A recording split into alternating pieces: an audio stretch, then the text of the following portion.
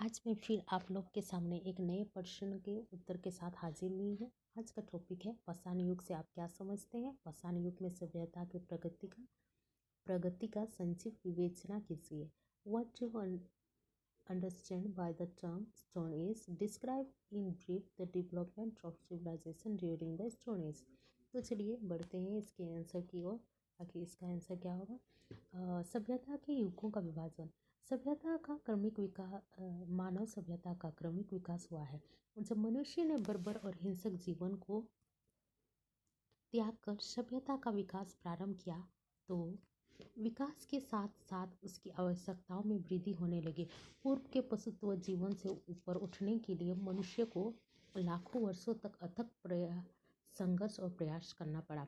इस लंबी अवधि में मनुष्य ने अपनी सभ्यता का विकास किया। इसका कोई लिखित इतिहास और अलिखित प्रमाण उपलब्ध नहीं है। तो चलिए देख लेते हैं पाषाण काल। अपने नामानुसार पाषाण काल मानव सभ्यता के उस युग का नाम है जबकि मनुष्य ने अपने जीवनोपयोगी उपकरणों तथा सामग्री का निर्माण पत्थरों के विभिन्न आकार प्रकार के टुकड़ों द्वारा किया था। सभ्यता के विकास क्रम के पहले चरण में पाषाण का ही प्रयोग किए जाने का सर्वप्रथम कारण यह था कि यह पर्याप्त मात्रा में हर जगह सुलभ था। पूर्व पाषाण काल को पुनः प्रारंभिक पूर्व पाषाण काल, मध्य पूर्व पाषाण काल और परवर्ती पूर्व पाषाण काल में विभक्त किया गया है। प्रारंभिक पूर्व पाषाण काल को लेते हैं। मानव की जातियां। उत्खनन द्वारा प्राप्त मानव अस्थि पंजरों के विषय में की गई खोजों के आधार पर प्रारंभिक पूर्व पाषाणकालीन मानव जातियों को निम्नलिखित रूप से श्रेणीबद्ध किया गया है। जैसे अफ्रीकी मानव। अफ्रीका में प्राप्त मानव अवशेषों को खोज करने पर उनके शरीर में जो अस्थि पंजर प्राप्त हुए उनसे हमको यह जानकारी प्राप्त होती है कि अफ्रीका के लोग प्राचीन मानव के समान थे। परंतु उन अनेक विद्वानों का यह विचार है कि अफ्रीकी मानव का आदि पूर्वज न होकर उनका निकटतम संबंधी था। इससे ऑस्ट्रोपिथेकस कहते हैं। रेमंड डॉट ने इसका पता लगाया। इससे सबसे प्राचीन मानव माना जाता है। लिके को इसके और भी अवशेष प्राप्त हुए हैं। यह चिंपैंजी से विकसित हुआ था। फिर आगे देख लेते हैं जो मानव के प्रकार हैं उनमें जावा मानव। जावा मानव जो अफ्रीका की भांति जावा में मानव सम प्राणियों के अवशेष प्राप्त हुए हैं। यह अवशेष जावा के ट्रिनल नाम की प्रसिद्ध जगह पर सन 1891 ईस्वी में प्राप्त हुए थे। इस सभ्यता और उसके पश्चात प्राप्त होने वाले ऐसे ही अवशेषों से यह विदित होता है कि जावा मानव खड़े होने वाला मानव सम प्राणी था। ऐसा अनुमान लगाया जाता है कि वे प्राणी 5 फुट 6 इंच के थे तथा इनकी आकृति का निश्चित रूप बंदर एवं मानव की आकृति से मिलता जुलता था। आगे देख लेते हैं पेकिंग मानव। सन 1927 ईस्वी में उत्खनन आदि से परिणाम स्वरूप पेकिंग के निकट चाओ काओ तिएन नामक गुफा में समीपवर्ती स्थान पर कुछ मानव अवशेष उपलब्ध हुए हैं, जिससे स्पष्ट होता है कि पेकिंग तथा जावा के प्राणियों में एक रूपता थी। इन अवशेषों का वैज्ञानिक रूप से अध्ययन करने पर यह परिणाम निकाला गया कि लगभग 5 लाख वर्ष पूर्व पेकिंग में इस प्रकार के मानव संप्राणी रहे होंगे। आगे देख लेते हैं यूरोप के मानव संप्राणी। जर्मनी से प्राप्त प्राचीन प्रस्तरित मानव अवशेषों में हिडलबर्ग मानव का जबड़ा है जो लगभग 3 लाख वर्ष पुराना प्रतीत होता है। आगे देख लेते हैं यूरोप के प्रारंभिक पूर्व मानव। हिडलबर्ग मानव के पश्चात फ्रांस में भूतिष्यवाद मानव शेष प्राप्त हुआ जिनमें पूर्ण मानव शरीर की संरचना स्पष्ट परिलक्षित होती है। इसके बाद सामान्य जीवन। प्रारंभिक पूर्ण पाषाणकालीन मानव जीवन की प्रमुख विशेषताएं इस प्रकार थी, जैसे आप यहाँ देख सकते हैं। अम्बर तल की छाया में नदियां एवं झीलों के कुल ही इनके आवास स्थल थे।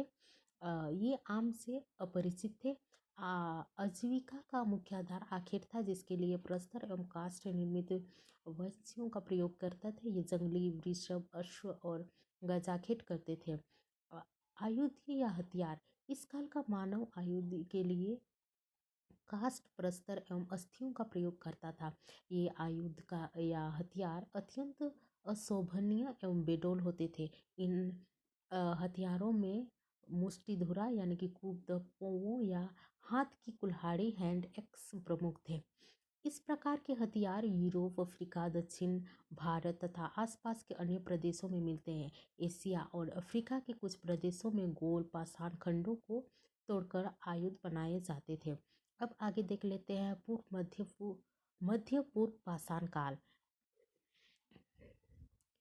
नील्डरथल मानव यानी कि ईसा से लगभग 1 लाख वर्ष पूर्व जर्मनी में एक नई शाखा का विकास हुआ जो नींडरथल के नाम से विख्यात हुई। जर्मनी में ही नहीं वरन बेल्जियम, पैलेस्टाइन, ऑस्ट्रेलिया, फ्रांस देशों में भी इस जाति की प्रधानता मिली।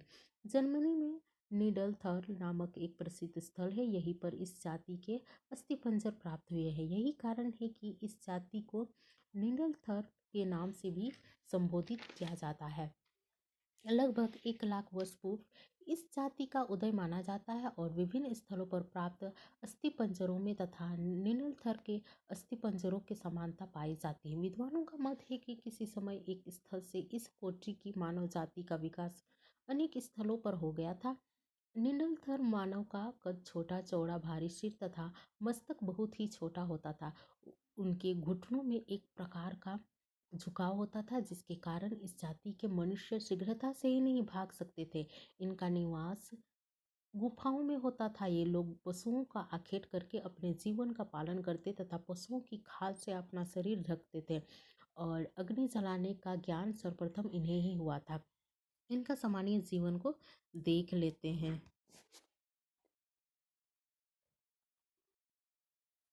अब आगे मध्य पूर्व पाषाण काल का सामान्य जीवन को देख लेते हैं।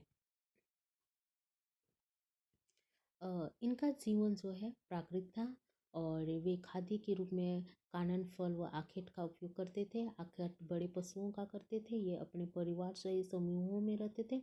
हर समूह का मुख्य होता था आवास। नए ये अपना आवास गुफाओं में बनाते थे और अन्य पशुओं से रक्षार्थ होते ये अग्नि का प्रयोग करते थे। इनका जो हत्या था नींडलथर नमानव धुरा का प्रयोग बंद करने लगा था। उसी जगह फ्लैग उपकरण बनाने लगा था। स्क्रेवर और क्लिपर उनके प्रमुख हथियार थे। ये जो आयुध है फ्रांस, पश्चिमी एशिया और उत्तरी अफ्रीका में प्राप्त हुए थे। अब मृतक संस्कार देख लेते हैं। निंडलथर मानव अपने पूर्वजों को मृत्यु उपरांत अंत्येष्टि संस्कार के रूप में दफनाते थे। इनके लिए विशेष प्रकार की समाधियां निर्मित करते थे। ये समाधियां उन स्थानों पर होती थी जहां अग्नि प्रज्वलित की जाती थी। मृतकों के साथ खाद्य सामग्री का आयुध भी रखते थे तथा विशेष मुद्रा में लिटाते थे। अब देख लेते हैं परवर्ती पूर्व पाषाण काल। इसकी बात कर परवर्ती पूर्व पाषाण काल या मध्य पाषाण काल को हम लोग अगले का वीडियो में चर्चा करेंगे। आई होप ये वीडियो आप लोग के लिए काफ़ी हेल्पफुल रहा होगा। वीडियो पसंद आए तो लाइक शेयर और सब्सक्राइब जरूर कीजिएगा। धन्यवाद।